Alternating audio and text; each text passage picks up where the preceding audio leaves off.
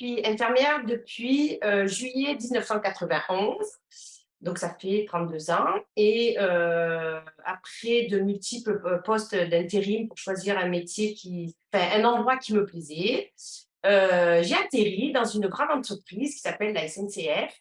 Faire de la santé, la prévention, ça m'intéressait à l'époque parce que j'ai vu par l'intérim qu'il y avait beaucoup de curatifs, mais peu de prévention.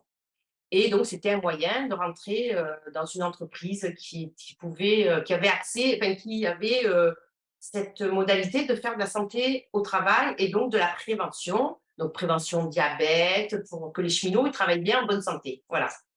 Et en 2002, l'entreprise a lancé un projet national qui était ça s'appelait Cœur 2001, et en fait, de faire un repérage des agents qui étaient en mauvaise santé, point de vue cardiovasculaire. Donc, on leur faisait des petits tests, euh, des petits questionnaires. Et l'entreprise, donc ma hiérarchie, m'a demandé si j'étais en capacité, ça me plaisait, de faire de l'hygiène alimentaire. Et là, je suis tombée dedans. Et puis, je me suis formée moi-même. Donc, j'ai lu 1 million de bouquins et je faisais des petites consultations. Et je voyais que j'avais un bon. Voilà, les gens, ils avaient un bon ressenti avec moi. Et je montais en compétences. Voilà, et les gens, ils étaient adorables, ils venaient. Donc, c'était que les cheminots, hein. Et en 2008, ma hiérarchie, je leur demandais de me faire une reconnaissance quand même, puisque je faisais quand même des consultations sur un médical qui s'appelle le médical de Miramas, qui est dans les Bouches-du-Rhône, à côté de Marseille. Et ma hiérarchie m'a dit, bah, tu passes le diplôme. Donc j'ai eu mon diplôme en 2009 et de là, j'ai dit, bon, je vais partir en libéral, faire infirmière, parce que j'avais des problèmes je venais de divorcer. Puis la non-reconnaissance de mon diplôme, ça m'avait tellement demandé d'énergie. J'ai dit, bon, je vais voir à l'extérieur comment je vais pouvoir, avec peut-être infirmière. Quand je suis revenue dans l'entreprise, j'avais changé de hiérarchie en 2019. Monsieur qui me gère maintenant en hiérarchie m'a dit, vas-y, banco, monte ta consultation. Et là, je me suis aperçue qu'en fait, je voulais savoir où j'en étais au niveau nutrition. Et donc, j'ai topé un matin sur Facebook la pub de nutrition, voilà. Et j'ai discuté avec Kevin, qui m'a convaincue qu'il fallait que voilà, notamment au niveau du stress, parce que je me suis rendu compte que actuellement le stress, il y avait un gros impact sur la santé et qu'il fallait que je fasse quelque chose dans le stress. Donc, j'ai dit, bon, on va faire 6 mois, nutrition pour voir où j'en suis au niveau connaissance et stress pour avoir des outils pratiques. C'est ce que j'avais demandé au départ. Je voulais avoir des outils. Donc, mes consultations, en principe, la première consultation, elle dure 2 heures. Je suis en pleine écoute à la première consultation. Que, et après, je leur propose, voilà, un plan, un rééquilibrage, mais dans la douceur et les premiers outils de stress, de gestion du stress, en fait. Et les gens, ils reviennent, hein. Voilà, j'ai fait énormément de chiffres cette année. Pendant la formation, au fur et à mesure, j'ai évolué, tu vois. Et là, en 2023, ça a démarré au quart de tour, quoi. Voilà. Prévention en santé au travail. Voilà, c'est mon cœur de métier. Voilà, c'est prévenir les gens voilà, en tant qu'infirmière de santé au travail, mais autant en consultation parce que on a considéré pas qu'on pouvait avoir ça. Enfin, ils découvrent.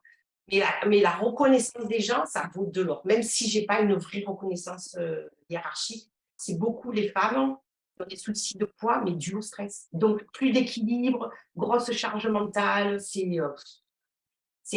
C'est énorme. Et quand elles viennent, rien que le fait d'avoir quelqu'un qui les écoute, vraiment, elle sort tout de son cœur, quoi. Voilà. Et là, tu te dis, bon, il y a vraiment des choses à faire. Et c'est simple, les outils qu'on a en gestion du temps, tellement simple, tellement pratique à délivrer. Ça, c'est la chose que j'ai appris à l'école, c'est d'y aller vraiment très doucement. Et ça vaut de l'or. Très bien, très pratique. Voilà. Moi, j'utilise tous les outils qu'elles ont donnés, je les utilise tous. C'est très pratique. Voilà. Et les gens ne partent pas avec des idées embrouillées, tu vois. Parce que des fois, tu parles, et en fait, tu les surcharges mentalement, en fait, les gens. Donc, les outils comme ça, très pratiques, c'est l'assiette santé, la pyramide alimentaire, les portions, tu vois, c'est tout des dessins. Et en fait, c'est visuel, les gens, ils repèrent de suite et c'est super sympa. Voilà. Et le fait de pratiquer avec eux, et puis le fait, vous m'avez donné une super idée, c'est de les joindre par téléphone, mais par texto, sans les embêter, les gens, tu vois, et de les remotiver, comme vous faites vous. la motivation. Mais ça, écoute-moi, mais ça, c'est un outil que j'aurais jamais trouvé toute seule. Donc j'ai eu un téléphone pro, très bien, et je textote en leur donnant des petits conseils et puis en des nouvelles. Et ça, ils adorent les gens. Ils adorent. C'est super. Ça, c'est voilà, ça c'est le truc de l'école, j'aurais jamais fait moi toute seule. Et en fait, ces petits trucs qui me manquaient pour mes consultations, c'est ça là, mais c'est pour ça que j'ai explosé en fait. J'ai explosé parce que les gens, ils sont tellement heureux d'avoir une consultation, mais vraiment personnalisée.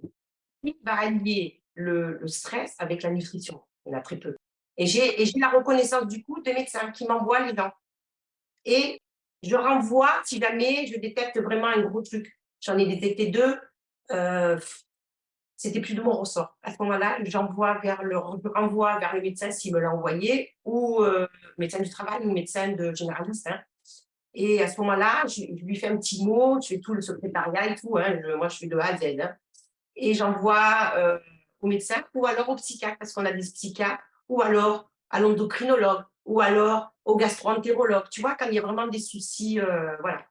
Mais les psychiatres, oui, je travaille avec, enfin, je veux dire, c'est vraiment pluridisciplinaire. Moi qui ai fait infirmière libérale, j'ai tellement été seule à des moments où j'avais personne et j'avais besoin d'aide.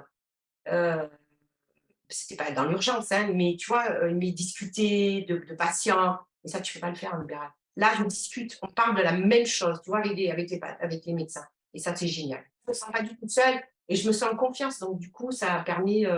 Et ils ont une reconnaissance enfin, de ce que je fais, quoi. Ah oui, exactement. Écoute, des formations, j'en ai fait. J'ai fait l'école française de nutrition ou de diététique, je ne sais plus, je me rappelle plus. Nul!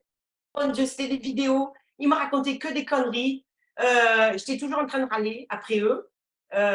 J'ai passé, je ne sais plus si c'était l'UV, 2 UV du BTS là, avec eux. Mais c'est tout en vidéo, il n'y a pas d'interaction. L'interaction, c'est vachement bien. Ouais, depuis mon DU, moi, j'étais toujours en présentiel et pour les congrès et pour tout. Donc, j'étais à la fac de la Timone, tous les ans, j'y allais, et c'est que du présentiel. Donc là, ça fait pareil, si tu veux. Voilà, le présentiel, ça fait exactement la même chose. On peut poser des questions, il y a le groupe WhatsApp, si vraiment on n'a pas compris, c'est très réactif. Voilà. Et ça, à l'heure d'aujourd'hui, être réactif, c'est pas donné à tout le monde, hein. Il a tout compris. Il a tout compris, mais un médecin comme ça vaut de l'or. Ça vaut de l'or. Il n'y en a plus. Il y en a Il n'y en a pas de médecin comme ça, il n'y en a pas. Il est unique, il est unique. Il a une pédagogie qui vaut de l'or. Je suis en sérénité tout le temps. J'ai appris à être sereine. Ah, vraiment, il a une pédagogie qui est extraordinaire. Ben, c'est la base. C'est la base de la prévention et c'est un moyen de discuter et de transmettre ses connaissances à des gens qui sont peut-être pas encore tout à fait dans la chronicité de la maladie, mais qui peuvent être euh, sortis d'affaires par des moyens simples. Se mettre à la portée des gens. C'est la base de la bonne santé.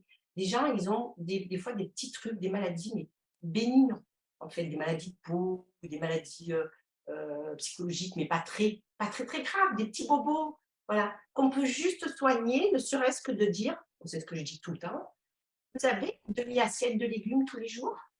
Voilà, juste ça. Voilà. Eh bien non, les gens n'ont pas ça.